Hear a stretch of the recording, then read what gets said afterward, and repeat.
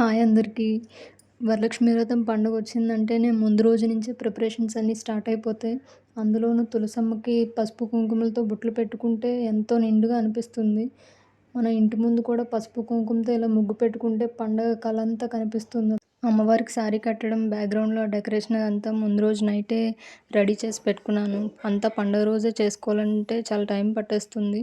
చేసుకోవచ్చు ఒక క్లారిటీ ఉంటే. డెకరేషన్ ఏం చేస్తే బావుంటుంది అనే క్లారిటీ ఉంటే పర్వాలేదు. అలా లేకుండా అప్పటికప్పుడే ఏం చేద్దామని ఆలోచించుకొని చేస్తే మాత్రం టైం అంతా అక్కడే వేస్ట్ అయిపోతుంది. అందుకనే నేను ముందు రోజు నైటే చేసుకున్నాను. అమ్మవారికి శారీ ఎలా కట్టానో ఈ వీడియో చూస్తే మీకు అర్థమైందని అనుకుంటున్నాను. శారీ మొత్తాన్ని హాఫ్ ఫోల్డ్ చేసేసి బాడీ పార్ట్ మొత్తం కుర్చీలు పెట్టేసుకోవాలి. లాస్ట్ నుంచి మనం రెగ్యులర్‌గా ఎలా శారీ కట్టుకుంటామో అలా కుర్చీలు పెట్టేసుకొని, క్లిప్స్ పెట్టుకొని రెడీగా పెట్టుకుంటే అమ్మవారికి శారీ ఈజీగా కట్టేయొచ్చు. అమ్మవారికి శారీ కట్టడానికి మనకు 2 బిందెలైతే ఖచ్చితంగా కావాలి. ఒకటి పెద్ద సైజులో ఉండాలి. ఇంకోటి చిన్న సైజులో ఉండాలి. పెద్ద సైజు బిందె ఫస్ట్ పెట్టుకొని, మనం శారీ కుర్చీలన్నీ పెట్టుకున్నాం కదా! ఆ కుర్చీలన్నీ లోపలికి వెళ్ళేటట్టు పెట్టి అడ్జస్ట్ చేసుకోవాలి కుర్చీలన్నీను. ఆ తర్వాత పైన చిన్న బిందె పెట్టేసి అమ్మవారికి శారీ మొత్తం కట్టేయాలి నీట్‌గా. ఆ తర్వాత మనం అమ్మవారికి ఫేసు, జ్యువెలరీ అన్నీ వేసి నీట్‌గా అమ్మవారిని అలంకరించాలి.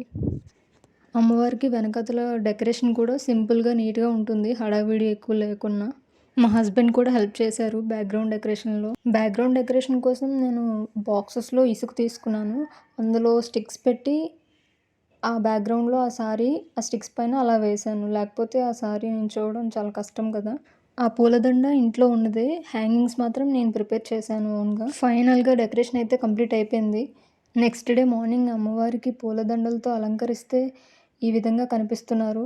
అవుట్‌పుట్ అయితే చాలా వచ్చింది. అమ్మవారు కూడా చాలా అందంగా కనిపిస్తున్నారు. బ్యాక్‌గ్రౌండ్‌లో ఆ హ్యాంగింగ్స్ ఎలా చేశానో నేను మీకు చెప్పలేదు కదా! శ్రీలలిత ఇడ్లీ రవ్వ ఉంటుంది ప్యాకెట్స్. ఆ ప్యాకెట్స్ పైన లక్ష్మీదేవి, అమ్మవారి ఫోటోస్ ఉంటాయి. నేను ఆ ఫోటోస్‌ని చాలా రోజుల నుంచే కలెక్ట్ చేస్తున్నాను. ఆ కలెక్ట్ చేసిన వాటిలతో ఈరోజు వరలక్ష్మి వ్రతం రోజు ఇలా డెకరేషన్ చేశాను. ఈ విధంగా డెకరేషన్ చేద్దామని అమ్మవారి ఫోటోస్‌నైతే నేను కలెక్ట్ చేయలేదు. నార్మల్‌గా కలెక్ట్ చేసి పెట్టుకున్నాను. ఎప్పటికైనా యూజ్ అవుతుందేమో అని. అది ఈరోజు ఈ విధంగా యూజ్ అయ్యింది. ఆ అమ్మవారి ఫోటోస్‌ని హ్యాంగ్ చేయడానికి టేప్ యూజ్ చేసి వాటిపైన వైట్ ఫ్లవర్స్ అంటించాను అంతే. నెక్స్ట్ డే మార్నింగ్ ఎర్లీగా లేచి ప్రసాదాలన్నీ వండేసుకున్నాం. నేను మా అత్తయ్య. అన్నీ ఒకసారి నీట్‌గా అరేంజ్ చేసేసుకొని పూజ కోసం రెడీ అయిపోయాం. అనుకున్న టైంకి పూజ అంతా కంప్లీట్ అయిపోయింది. ముత్తైదువులందరూ కూడా వచ్చి తాంబూలం తీసుకున్నారు. మనం కూడా అందరింటికి వెళ్ళి తాంబూలం తీసుకున్నాం. వచ్చిన ముత్తైదువులందరికీ అమ్మవారు చాలా బాగా నచ్చేశారు. ప్రతిసారి వరలక్ష్మి వ్రతం పండుగంటేనే తెలియని పాజిటివ్ వైబ్స్ వచ్చేస్తాయి. పండుగ రోజు మా వీధంతా కళకళలాడుతుంది. అందరూ మన ఇంటికి తాంబూలం తీసుకోవడానికి రావడం, మనం అందరి ఇంటికి తాంబూలం తీసుకోవడానికి వెళ్ళడం చాలా హ్యాపీగా అనిపిస్తుంది. మనం ఎప్పుడూ పాజిటివ్ మైండ్ సెట్‌తో ఉంటే ఆ అమ్మవారి దీవెనలు ఎప్పుడూ మన పైన ఉంటాయి. పండుగ రోజు ఇల్లంతా ప్రసాదాలతో నిండిపోతుంది. అనుకున్నట్టుగానే ఈసారి వరలక్ష్మి వ్రతం పండుగ చాలా బాగా జరిగింది. మన ఇంట్లో వరలక్ష్మి వ్రతం పండుగ అందరికీ నచ్చిందని అనుకుంటున్నాను. నచ్చితే ఖచ్చితంగా సపోర్ట్ చేయండి. నా ఛానల్‌ని సబ్స్క్రైబ్ చేసుకోండి. మీ సపోర్ట్ వల్ల నాకు మోటివేషన్ వస్తుంది. Stay positive, stay healthy, be kind to everyone. That's all for this video. Bye.